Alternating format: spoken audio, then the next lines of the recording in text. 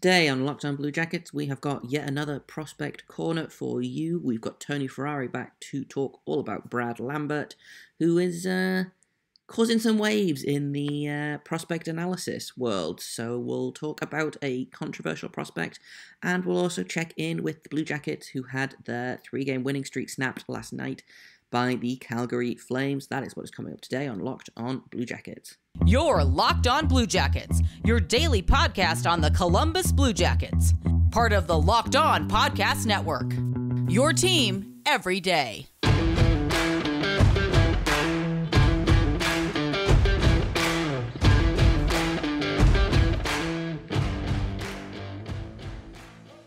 Hey Blue Jackets fans, this is Locked On Blue Jackets. We're part of the Locked On Podcast Network, your team every day. I am, as always, your host, Jay Foster. Thank you for making us your first listen of the day. Whether you are a regular listener or a first-time listener, I appreciate you for stopping on by. Locked On Blue Jackets is free and available on all podcast platforms, so make sure you are subscribed wherever you listen to podcasts. Like I said in the cold open, today we are going to be checking in with the Blue Jackets, who lost 6-2 last night over the Calgary Flames, or they lost 6-2 to the Calgary Flames, I should say, and we're also going to do another prospect profile. We have got Tony Ferrari back to talk about Brad Lambert, who is a really interesting and divisive prospect that a lot of people have a lot of opinions about, so I'm excited to get into that conversation. But first, Blue Jackets lose 6-2.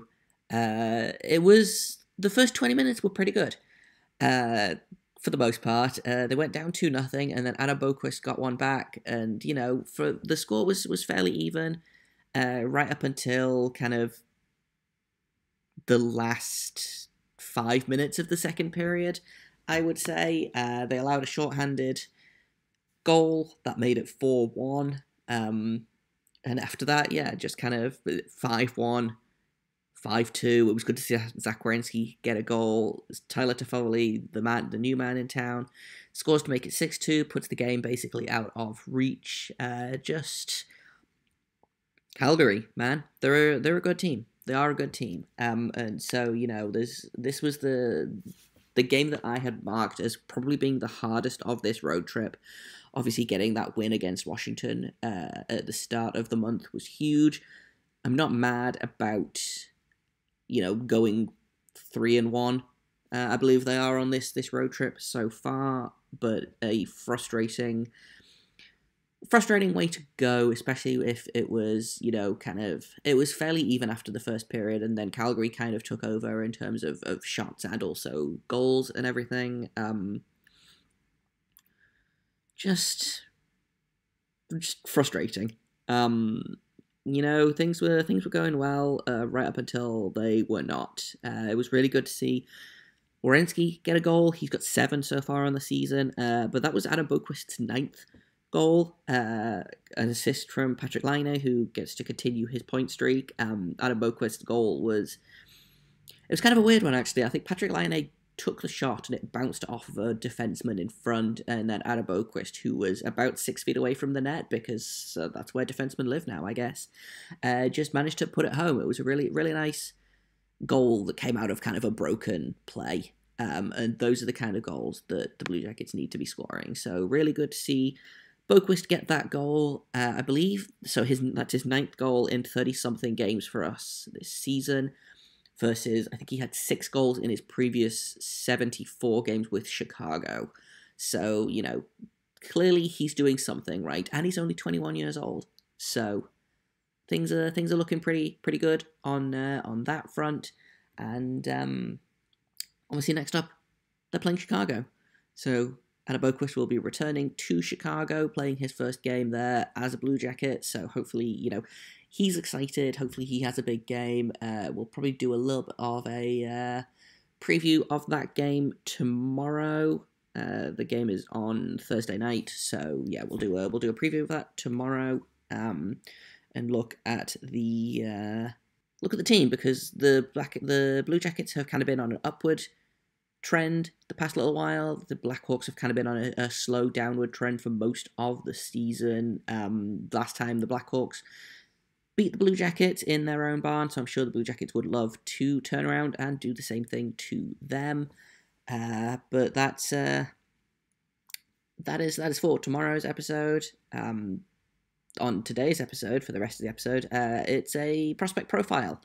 Like I said at the start, Tony Ferrari is back to talk a little bit about Brad Lambert, who is a Finnish prospect. I know, even with a name like Brad Lambert, playing in Liga, and has raised a lot of question marks to a lot of draft experts. So I talked to Tony Ferrari about him as a player and why he is kind of gaining this reputation as maybe not the smartest pick for someone who is going to be picking high in the draft. So that's coming up next. But first, I want to tell you about Built Bar, because it's the new year soon, so that means New Year's resolutions. And if yours is about getting fit or eating better, like mine probably should be, make sure you include Built Bar in your plan, because Built Bar is the protein bar that tastes like a candy bar, or maybe even better than a candy bar. Built Bar makes it easier to stick to your resolution because it tastes so good, you're going to want to eat it, unlike other protein bars, which can be chalky, waxy, or taste like a chemical spill. You know, for me, I want to eat healthy, but like 2 weeks in, I want chocolate. And here's the great thing about Built Bar: it's covered in 100% real chocolate, low in calories, low in sugar, low in carbs, high in protein. And here's the best bit: if you go to built.com, use promo code LOCKED15 to get 15% off your order. Once again, that's built.com. Promo code LOCKED15 for 15% off at built.com. Thank you once again for making Locked On Blue Jackets your first listen every day. Make sure you check out Olympic Hockey Daily, presented by Locked On NHL. It is a bonus podcast covering all of the action in Beijing, and you can find it on the Locked On NHL podcast feed. It is free and available wherever you get podcasts. Let's talk a little bit about a little bit more of a controversial prospect, or a divisive prospect, who I've heard a lot of good things about Brad Lambert, but I've also heard a couple of people say that there are some kind of red flags starting to pop up in his game and kind of things that worry them. So kind of, what can you tell me about Brad Lambert as a prospect? Well, divisive is certainly the word that I'd used for him this year. He's a guy that I think you're looking at this player and you're looking at the tools he has. He's got unreal skating ability. He's probably one of the best skaters in this draft. He's got unreal hands. The puck skill is unbelievable. He's got a good shot. He sees the ice extremely well. And you're like, well, why isn't he putting all this together? And I think that's the question everyone has for him. And at the end of the day, I think there's just certain players that aren't ready for the pro level yet. And I think he's kind of one of those guys where when he goes down to junior, he's just completely dominant. It's unfair almost to see him kind of toy with the kids at that level. But then when you get up to the senior level, when you're playing in the Liga, one of the best leagues in the world, I think personally the most underrated pro league in the world. You look at this guy and you're like, okay, he's doing a lot of the things that you want to see, but he's not getting rewarded. His stat line's really, really like underwhelming, to say the least, I think. And you look at him and you go, okay, well, what is it? And when you watch one game of him, you can easily go, oh man, like this is not the guy that I thought could challenge Shane Wright. This is not the guy that I thought could be the second, third overall pick. But the more games you watch, you're like, oh man, like the process is there. He's doing the things you want him to do. He's pushing the puck to high danger. He's got these unreal wheels. He's got the ability to kind of break away and be dynamic at the pro level. He's just not getting rewarded. And when you looked at him when he was playing earlier this season with Yip Uveskila, you were like, what is going on here? Because you'd start him on the second line, then you see him go to the third line, then he'd play a couple shifts on the fourth line, then he'd get one shift on the first line or on the power play, and then he'd be back on the third line. And you're like, this kid's played with 7-8 different forwards in this one game. It's impossible to get kind of your bearings. It's impossible to get the chemistry you need to be the dynamic forward that he is. And even when he did kind of get in those grooves where he was playing with the same players consistently, it was tough for him, because when he did go those minutes, it was often on the third line where you're not playing with the most skilled players. The Liga, the reason I think it's underrated is because of the defensive impact they have at that in the league. And when you're a dynamic offensive player, as soon as you get off of that first line, you're really not playing with dynamic offensive players anymore. And You got to play against men. You got to play against that hard defensive game. And it's tough at the end of the day. And I think he got traded to he got loaned to the Pelicans. It's a weird system over in Finland, but basically he got released and signed with them, which is a different team in the Liga. And he's looked a lot better. His stats are still kind of just coming along. He just scored his first goal with the team recently, the other day, and a nice goal. And you're seeing him kind of start to come along. You're seeing him produce those high danger chances. He's generating offense. He's generating play through the neutral zone. And he's one of the most efficient transition players in the entire draft.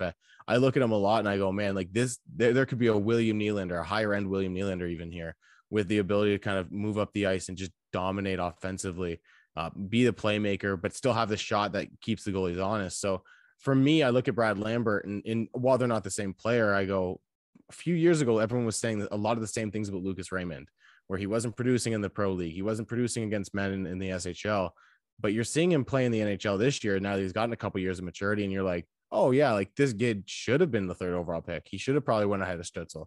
He should have challenged Byfield for 2nd overall. Like you're seeing a lot of those high end skills that not many people were talking about because they were so focused on the stat line. And that was one of the things I kept saying in his draft year is look at what he's doing rather than what his stats say, because what he's doing is far more important than the long term. And I'm saying the same thing this year with Brad Lambert. And again, not the same player as Lucas Raymond, but he has the same kind of issues that he's having. The strength is not quite there, but the speed, the skill, the puck skill, the offensive generation, just not the opportunity. So it's going to be interesting to kind of see where he does land, because I've seen him as high as 2 on some lists. I've seen him as low as 25 on other lists. Like it's going to be wild to see where this guy goes. But I have a feeling that with the tools that he has, there's no way he makes it out of the top 10, maybe top 12. But even that, I think, is kind of a stretch. Yeah, that was going to be my next question, is kind of where you see him going, because kind of the prospects that I've been trying to keep an eye on are kind of obviously, number 1 just in case, and then kind of the like 3 to 8 range, I think, is probably where both the Blue Jackets and Chicago will end up picking. Obviously, we have Chicago's first rounder from the Seth Jones trade, and luckily they've been pretty bad this year, so it looks like that's going to be a decent pick. So do you see him kind of going in that 3 to 8 range, maybe? Where is he on kind of your personal draft board? On my personal draft board, he's at number 4 right now, so I could easily see him going that 3 to 8 range. I've talked to a couple people within within organizations that have them in that 3 to 5 range. I've talked to others that have them just outside the top 10. It's going to be interesting to kind of see where he does go, because he is so divisive. Some people are like, well, he's not doing anything offensively, and you're like, yeah, well, you haven't watched him. For me, Brad Lambert's the test prospect this year. He's a guy that whenever I'm talking to somebody, I'm like, okay, how much are you actually watching this player? Or how much are you just kind of looking at the stat sheet and seeing some highlights or searching his name on Twitter and stuff like that? Because there's so many people that do that and then have these crazy opinions on a player. And it's like, have you actually sat down and watched 2 or 3 games in a row? Or have you sat down and like seen what this kid's actually doing on the ice? Because when you do that, you go, oh, like he's doing everything you'd ask of a player of his stature. He's generating the offensive chances. He's incredibly fast in the neutral zone, incredibly efficient at evading pressure. Yes, sometimes you'd like him to dive into the middle a little bit more, but when he does do it, he's making excellent offensive reads. So there's a lot that you like in his game, but you have to watch it with a nuanced eye to see it. I think a lot of it as well is, and for me, in terms of like judging prospects, I don't do it a lot, obviously, but like if I'm looking at prospects, I feel like it's almost, people expect a first overall pick to kind of be built like, say an Owen Power, who's 6'5" at 18 years old, but these are teenagers. And so whenever a player comes along and they have, like you say, all of these like promising offensive upsides, and they've got the speed and the skating, but they're only like 5'10" and 170 pounds. And I'm like, okay, yeah, but they're also 17 years old, And I think that was the big knock on, say William Eklund. And, he got sent back to Sweden to get bigger because they don't have gyms in San Jose, I guess. But, and so I always think it's so tough to look at this player and say, well, yeah, obviously he's not going to make it at the NHL level at the age of 17 or 18, because he's not even done growing yet. He could grow another 2-3 inches before he even gets to the NHL. Coming up in a minute, I've got the rest of my Brad Lambert conversation with Tony Ferrari, but first I want to tell you about BetOnline. Because BetOnline is back. There might be less football being played, but betonline.net has way more odds and info for this playoff season. From scores, totals, player performance props, to where the next fired coach is going to land, BetOnline is the #1 spot for all things NFL betting in 2022. And it's not just football. BetOnline.net's basketball, hockey, boxing, and UFC odds coverage is the best in the business. From sports right down to your favorite Vegas casino games, BetOnline is your #1 online wagering destination. BetOnline, the fastest and easiest way to wager on all of your favorite sports and play your favorite games. BetOnline, where the game starts. I've also got to tell you about Rock Auto. With the ever-increasing number of makes and models of cars, it's basically impossible for your local chain auto parts store to stock all the parts you need. Why would you endure often pointless or seemingly intimidating questioning, wait while the person behind the counter orders the parts on their computer, choosing the brand that their warehouse happens to carry? You have computers with access to rockauto.com at home and in your pocket. You can save time and money when using rockauto.com. They are a family business. They've been serving DIYers for over 20 years, and their prices are reliably low for every customer. Why would you choose to spend 30, 50, or even 100% more for the same part from a chain store or car dealership when rockauto.com has everything you could need? They've got brake parts, they've got tail lamps, they've got motor oil, even things like new carpet. If you could put it on or in your car or truck, rockauto.com probably sells it. So go explore their easy-to-use website today to find the solution to your auto part needs. Go to rockauto.com right now, see all the parts available for your car or truck, and make sure you write Locked On in their How Did You Hear About Us box so they know we sent you. Amazing selection, reliable low prices, all the parts your car will ever need, rockauto.com. But in terms of Brad Lambert specifically, do you see him as a player that could jump across to the NHL straight away? Do you think he needs another kind of year or so to develop in Finland? Is it kind of, do you see a Lucas Raymond situation where, you know, he does take that extra year and then comes over and immediately starts just murdering guys for the Calder? Yeah, I think it's going to be one more year at least.